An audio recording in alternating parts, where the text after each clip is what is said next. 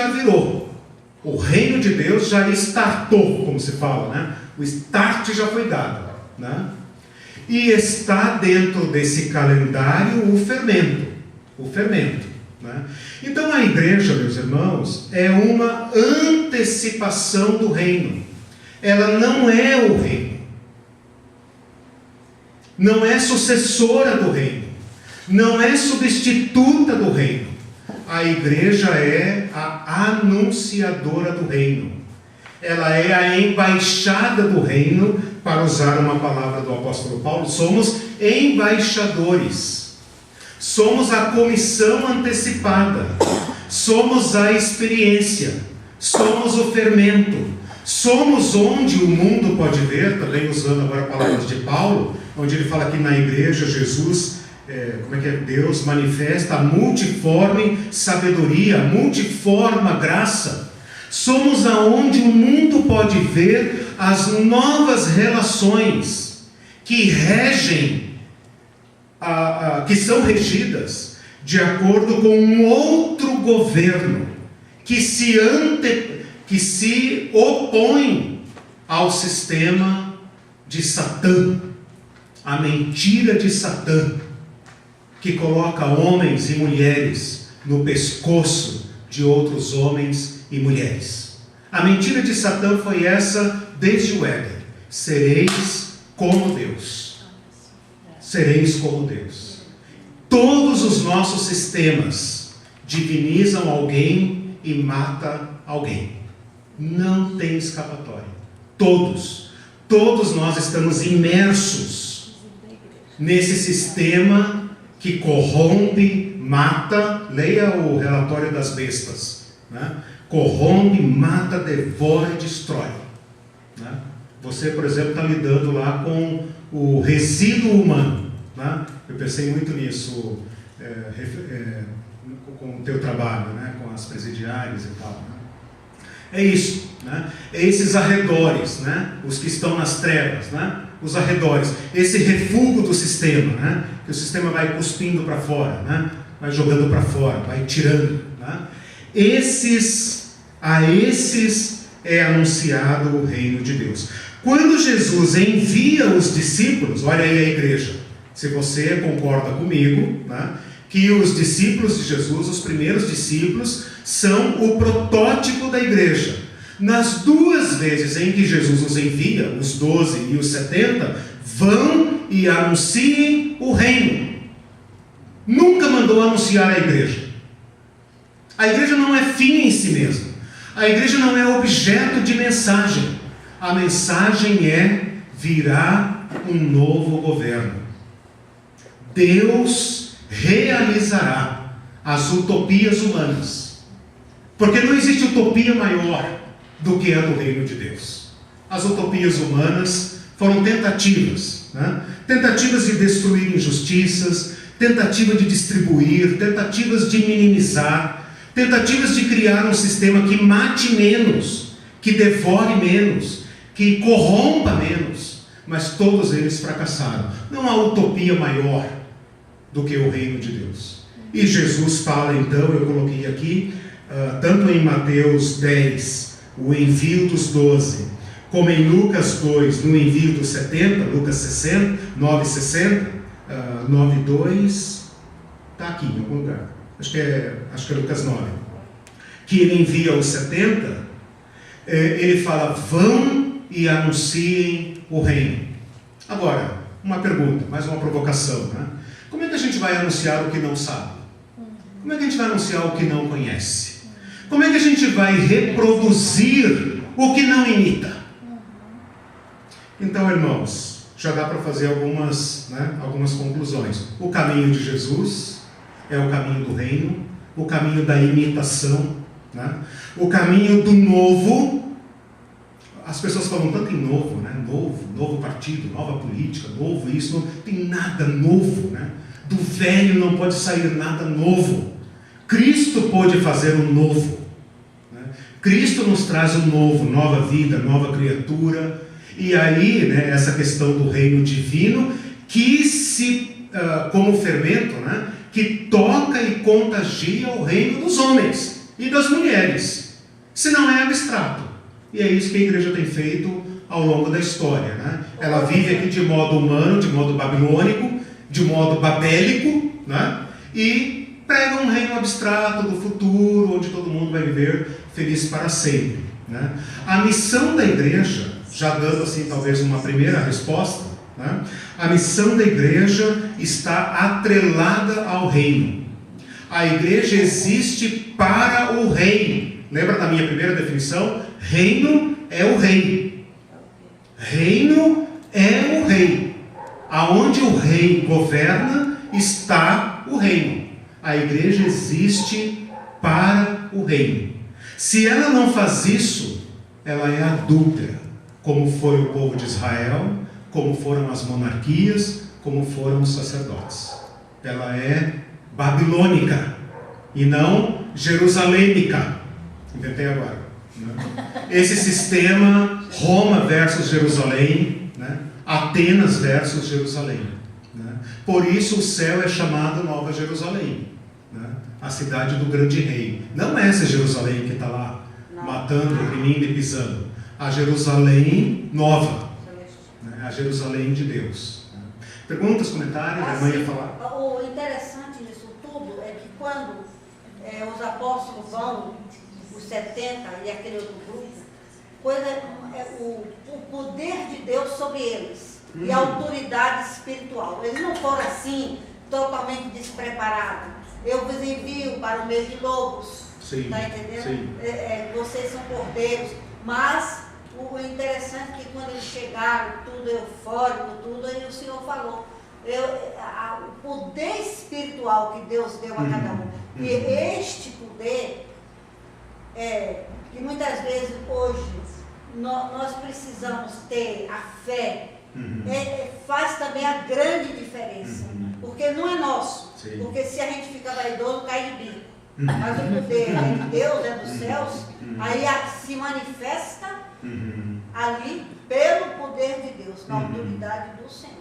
Irmãos, isso é fundamental a gente entender. O Cristo que anuncia o reino. Quando eu lembrei agora da irmã falando, olha só, porque esse texto aí é para nós, é para os discípulos, é para nós. Já te dou a palavra. Olha só, quando João Batista vê Jesus que ele anunciou, né? Ele falou, esse é ungido, esse e tal.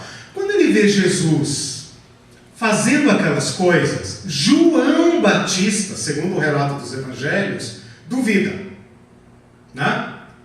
Ele fala, ele manda uma comissão lá, né? Uma comissão de batistas, né?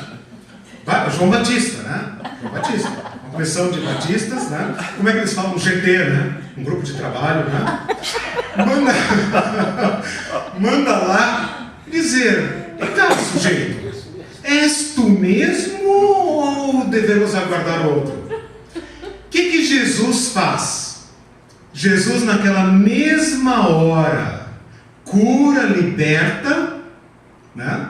Não como um espetáculo, aí está o erro nosso, em grande parte. Não é espetacularização, é libertar as pessoas de todos os jugos.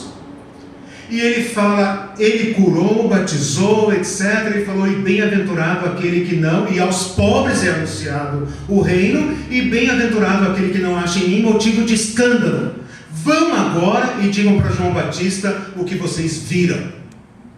Aquilo é um código, né? Aquilo é um código porque João Batista conhecia as Escrituras, era da tradição profética, e ele sabia que o ungido iria libertar. Então ele está mostrando, enquanto as pessoas esperavam que Jesus marchasse para Jerusalém e desse um cacete no Pilatos e no Herodes e tal, no Herodes e nos grandes da vida, ele foi libertar o homem do verdadeiro jugo, porque libertando daquele jugo, nunca mais me dobrarei a outros jugos.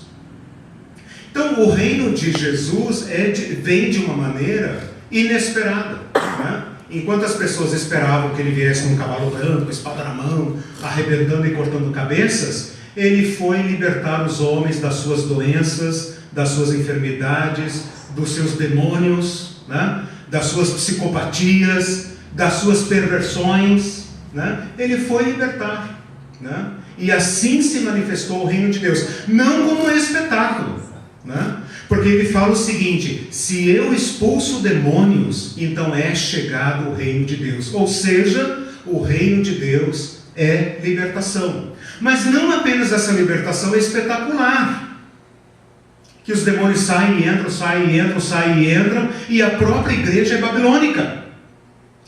O reino de Deus é a libertação total do sistema, porque é o sistema que endemoniza, o sistema que leva as pessoas à demonização, e isso tem que ser quebrado, para que haja libertação, para que haja o Espírito de Deus, porque o Espírito de Deus é o Espírito de Cristo, e o Espírito de Deus liberta, e uma vez liberto, aí entra a igreja de novo, nunca mais reproduziremos o jugo.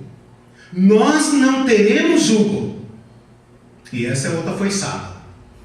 Nós não teremos jugo, nós não reproduziremos os jugos do mundo, nunca. E ao não reproduzi-lo, nós arrancaremos o jugo de todos os pescoços, para que os seres humanos nunca sirvam a Babilônia, sirvam o Rei da Paz, o Rei de Jerusalém. Diga.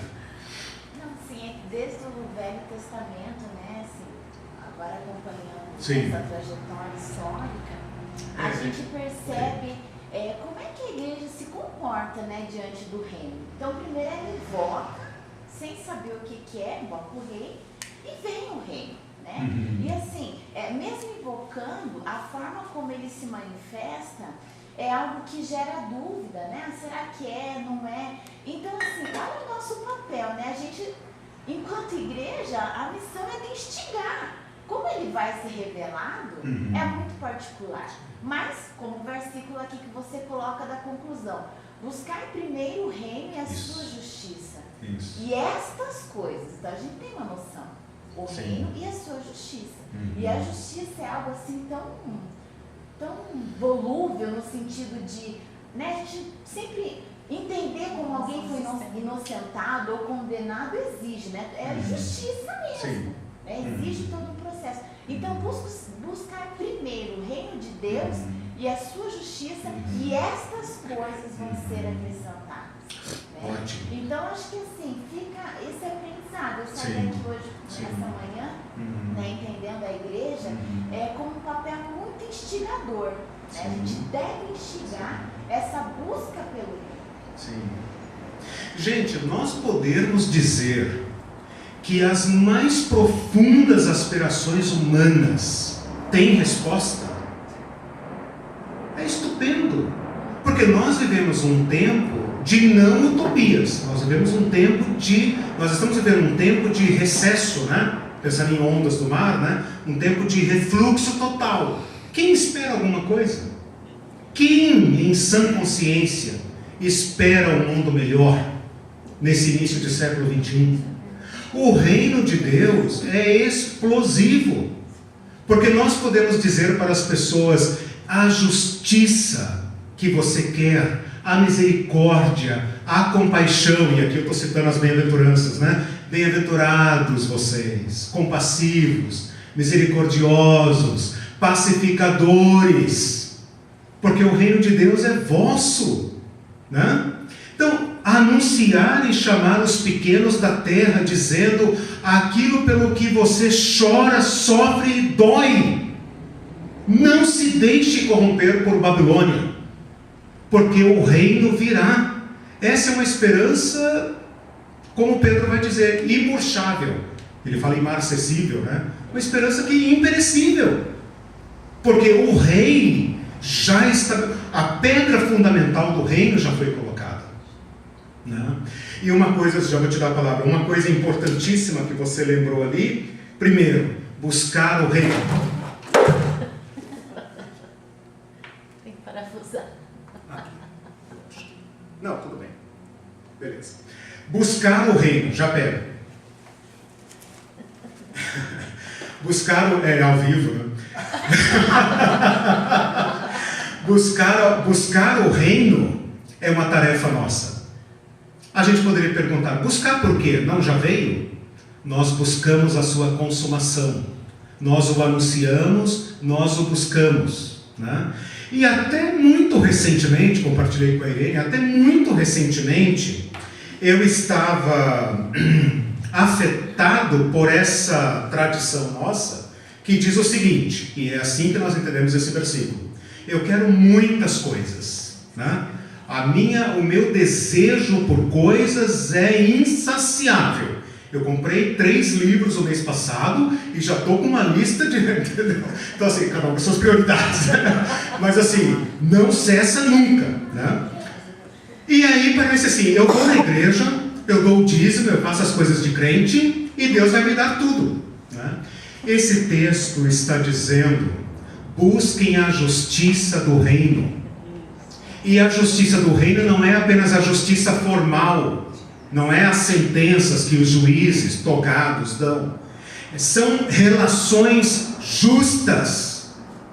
Busquem isso. E isso atenderá às suas necessidades. A justiça do reino é que satisfará as suas necessidades. Até o mês passado, eu achava que era uma troca. Deus falava assim, você quer um carro novo, né? Então, tarefas lá, vai cantar no coral, vai fazer isso, você buscar o reino, né? Em troca eu te dou, cara. Eu mando a pessoa ir na tua casa, ligar para você, te oferecer o carro, ainda vou contar testemunho na igreja ainda, quarta-feira, né? Que, gente, eu fui comprar um carro, custava tantos mil, consegui, e comprei meu carro zero, né? E os irmãos lá andando de ônibus, né? Mas assim, ele está dizendo o seguinte, se vocês vivenciarem as relações justas do reino, não haverá necessidade entre vocês. Então, caiu uma Babel na minha cabeça. Diga aí. Os embaixadores, eles tinham esses embaixadores, sim, esses discípulos, essa igreja pujante, eles tinham uma mensagem extremamente impactante. Sim. Mas em algum momento eles se perdem. Hipoteticamente, isso é uma reflexão. Sim. Eles se perdem porque eles não conheciam efetivamente, errais porque não conheceis, ou eles erram porque eles repetem a pergunta de Tiago e João: posso sentar na tua direita, na tua esquerda? O que acontece com esses embaixadores nessa caminhada de posse de uma mensagem tão bombástica? Isso, boa a tua questão, porque nos inclui, né? Isso é uma ótima pergunta, uma ótima pergunta para a gente pensar na igreja na história, né? A igreja na história, né? Por um lado, a gente poderia pensar o seguinte... O testemunho ele começa pequeno. Sim. Mas lá pelas tantas ele está tão longe do... Exato. Esse afastamento, ele é, digamos, paralelo a toda a história, né? Porque nós temos nas Escrituras a história, digamos, do Evangelho que deu certo, né? Mas no tempo de Paulo, no tempo de João, no tempo de Tiago, houve os desvios, né? Houve desvios, houve erros, né? Paulo está em constante luta, né? Com falsos irmãos, falsos apóstolos, falsos mestres, né? E o próprio Paulo fala que viriam lobos, né? Que ele percebe isso, né? Agora, de um modo geral, o Evangelho vai muito bem, falando assim em termos bem gerais, né? Ele vai muito bem até casar-se com o império, né? O casamento com o império, eu posso pensar, né? Eu preciso estudar melhor isso, mas eu tenho muita tentação de pensar na parábola do joio e do trigo, né? Parece que um componente entrou, né? E não será arrancado de nós, né? Porque a partir daí você tem uma igreja poderosa, e o poder, você mesmo falou, né? Você tocou num ponto muito bom que eu quero tratar aqui: os primeiros lugares, né? Os primeiros lugares. Então assim, o poder, ele tem sua própria lógica. Uma vez que você coloca a igreja na estrutura de poder e ela aceita isso, começou a corrupção. É inevitável. A reflexão é só, Não foi por não conhecer. Não foi. A mensagem ela era clara. Era clara. Mas ela se manteve. Olha só, eu estou estudando muito esses dias sobre não violência. A paz em Jesus Cristo, a não violência. E ele diz que durante os primeiros séculos, os cristãos se recusaram a ir à guerra. A sincretização, o sincretismo entre a teologia de César, eu falei do Evangelho de Deus e Filho de Deus, o império tinha uma teologia. Essa sincretização da teologia dos cristãos martirizados, dos cristãos perseguidos, com a teologia do império, foi feita a partir da igreja oficial. Agostinho, com todos os seus acertos e bênçãos e belezas, né, foi vítima do seu tempo. Agora, aqui nós temos uma questão muito importante, né, porque nós estamos perguntando se a igreja é o reino. Quando aqueles irmãos iguais a nós, viram o convite de César para que o bispo, o pastor da igreja de Roma, viesse para o império e colocasse tudo junto, eles pensaram, é o reino de Deus. Você também pensaria isso. É o reino de Deus. Então os teólogos daquele momento fizeram esse trabalho teológico de acomodar a igreja ao reino. Eles foram capturados por esse engano. Chegou o reino de Deus. E a igreja oficial, durante muitos séculos, se manteve nesse erro, achando que ela era o reino de Deus. Então, quando a gente pensa numa teologia, numa equação teológica, reino de Deus igual igreja, esse erro percorreu a história da igreja por séculos, né? Os papas medievais são o mais puro exemplo disso. Quando eles foram imperadores e eles coroavam os imperadores do mundo, né? Eles estavam dizendo isso. Lutero deu um grande passo ao dizer, não, vamos nos divorciar amigavelmente, né? O príncipe cuida do Estado, nós cuidamos da igreja.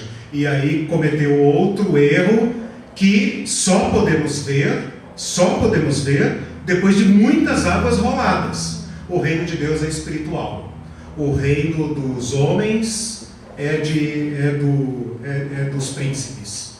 Ele separou, né, a teoria das duas espadas, né? Foi um grande passo em relação à igreja medieval, mas no longo prazo se tornou uma armadilha para a igreja, porque nós perdemos o sal do reino de Deus e passamos a esperar esse reino que está para lá da nossa morte, para lá do futuro. Esse reino um dia vai estrondar aqui e cair no nosso meio, né? Pá, caiu. Oh, chegou o reino e tal. Aí, né, a gente vai ver nosso papel nele, né? Nós somos justificados pela fé, não depende do que a gente faz, etc, etc. Então, assim, o reino virá. Enquanto isso, nós vamos viver aqui a nossa vida babilônica. Sem problema, né? São duas esferas, né? Domingo eu vou no reino espiritual, depois na segunda-feira eu vou para o reino carnal, e nós vivemos assim, e perdemos a mensagem do reino. Mais recentemente, depois de muito apanhar, e de muitos escândalos, de muitos pecados, tem surgido essa reflexão, que é a que eu estou propondo para vocês, que é a igreja como, você usou a palavra embaixada, né? É uma palavra ótima, né? Ou a gente poderia usar a palavra agência, e a palavra agência significa agir, né? Ela age como mandatária do reino. Ela age como uma mandatária do reino, ou seja, os comandos do reino foram dados a ela. É nesse sentido que Jesus fala para Pedro, dar-te-ei as chaves do reino dos céus. Você tem a tarefa de trazer pessoas para dentro desse novo modelo, desse governo, né? Então, se a gente afastar esse erro medieval, católico medieval, e afastar esse erro protestante, nós temos que encarar de novo a questão. né? Qual nossa relação com o reino? E aí eu repito de onde eu comecei. Jesus falou muito sobre o reino e quase nada sobre a igreja. Os apóstolos falaram muito sobre a igreja e pouco sobre o reino. Como é que nós podemos resolver isso? Né? Como é que nós podemos atualizar, né? Porque você está falando da igreja na história, os cristãos de daqui a alguns anos vão nos criticar também, né? Então, enquanto nós estamos na história, né, como nós podemos avançar nessa compreensão que foi perdida em tantos momentos da história, né? Como eu posso me comportar como alguém que representa, que antecipa, né, relações novas, ações novas, pensamentos novos, posturas novas, justiça nova. Os cristãos são capazes de pensamentos perversos, maus, cruéis. Isso tem que parar. Isso tem que parar, né? Nós temos que ter pensamentos justos, pensamentos humanizadores, que ajudam os seres humanos a cumprirem aquele mandato lá da criação, a serem imagem de Deus. Como eles vão ser imagem de Deus com o pé no pescoço, debaixo dos césares do mundo? Nós temos que libertá-los, e essa libertação tem que se materializar. Nós não podemos empurrar outro erro que a igreja cometeu, e por isso também fez horrores na história, né? Conformem-se com a escravidão, conformem-se com a opressão, conformem-se, deem graças a Deus por isso. No céu vocês vão ser príncipes, vão sentar na mesa de Abraão, vão receber até coroas de ouro, né? Essa não é a igreja de Jesus. A igreja de Jesus tem que antecipar libertação. Ou então ela não tem nada. Ela não tem nada. Ela é uma prostituta, né? No sentido teológico. Não estou ofendendo ninguém, né? No sentido teológico, né? Em que a Bíblia trata como adúltero, né? Adúltero. Se ela não lembra da convocação? Ela foi convocada para um objetivo. O objetivo é o reino, não é ela. Ela só tem razão de ser em função do reino. Em função do reino. E antes que alguém pense no cavalo branco de Napoleão e tal, é o rei César. Não é o rei que você está pensando, sinto muito informado. Não é assim, agora se dei bem. Não. Não. É aquele lugar em que todos serão iguais. Iguais. Amados igualmente. Ou nós antecipamos isso, ou nós precisamos entrar no reino, né? Precisamos reconectar nosso andar, nossa ação, nossa agência com o reino. Tem muitas pessoas que não estão na igreja e estão no reino. Tem muitas pessoas que estão na igreja, mas não conhecem o reino. Esse é um problema para a próxima aula. Deixa eu pegar aqui, depois o Fernandes diga. Você começa a falar tudo isso, a mente da gente, né, sua mente começa a fervilhar, porque a gente começa a questionar tudo. Então, você falou da ligação, eu comecei a pensar no façamos o homem a nossa imagem e semelhança, que você explicou esse sentido novo de fazer isso, de criar isso. E daí eu lembro do Pai Nosso, quando diz, seja feita a tua vontade, assim na terra como no céu. Temos que lembrar eu lembro aqui. do versículo que ela citou. Outra missão da igreja, venha o teu reino. E aí, essa espiritualização que você falou, que foi, né, o efeito colateral, não sei se a gente pode chamar assim, da reforma.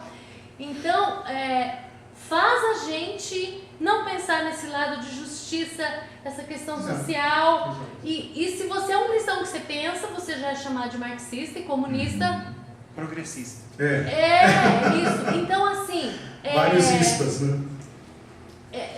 Faz você fechar os olhos para as injustiças, né? Durante a história, na história toda, uma tendência de escolher o lado errado, de ser opressora, de concordar com opressão, né? De escravidão, então assim, você faz a gente questionar essas coisas de horrores em que os cristãos assinaram embaixo.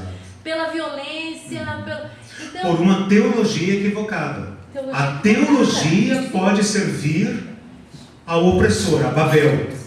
Tudo em nome de Deus. Exatamente. Então, isso é muito triste. Eu acho que a gente tem muito para restituir, muito para, sabe, para se humilhar e para falar, nos perdoe. Nossa, volta. nós fomos, sabe? Arrepende-te e volta. Volta à prática do primeiro amor, né? Aquilo que o Edson nos lembrou. Mas aqui tem um outro ponto muito importante como missão da igreja. A oração do Pai Nosso. Pai Nosso. Esse rei é um pai. É nosso. Venha o teu reino. Ora, por que eu preciso pedir algo que já está aqui? Porque eu tenho um compromisso com a consumação dele. Eu não vou me conformar até que ele se estabeleça. Essa é a missão da igreja. Venha o teu reino. Seja feita a tua vontade aqui na terra, assim como é no céu. Qual vontade? Qual vontade será que Deus tem? Ora, nós somos portadores dela.